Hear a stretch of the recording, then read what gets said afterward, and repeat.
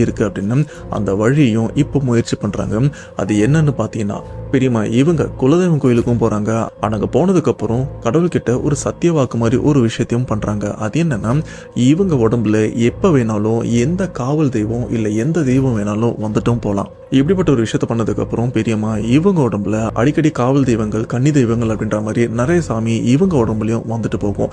இப்படி சாமி அடிக்கடி வந்துட்டு போறதுனால வெளியில இருக்கிற அந்த ஆசை தீராத லாரி டிரைவரோட ஆன்மா இவங்க உடம்புல வர முடியாம இப்ப வரைக்கும் தவிச்சிட்டு தான் இருக்கு. ஏன்னா அந்த ஆன்மா இவங்க உடம்புல வந்ததுன்னா அடுத்த செகண்டே அந்த இடத்துல ஏதாச்சும் ஒரு காவல் தெய்வம் பெரியம்மா இவங்க உடம்புல வந்து அந்த ஆன்மாவை அடிச்சு வெளியிலயும் துரத்திரும். ஆனா இந்த இடத்துல பெரியம்மா இவங்களுக்கு ஒரு சின்ன பிரச்சனைனா, அடிக்கடி கடவுள் இவங்க உடம்புல வந்துட்டு போறதுனால இவங்க உடம்பு கொஞ்சம் சீக்கிரம் சோர்ந்தும் போயிருது. ஆனா அந்த ஆன்மா நம்மளை பொசஸ் பண்ணி நம்ம வாழ்க்கையே போறதுக்கு இந்த மாதிரி கடவுள் வந்து சின்ன சின்ன சோறு வரது பெரிய விஷயமே இல்லை அப்படின்னு அவங்களும் அந்த ஒரு விஷயத்த ஏத்துக்கிட்டாங்க.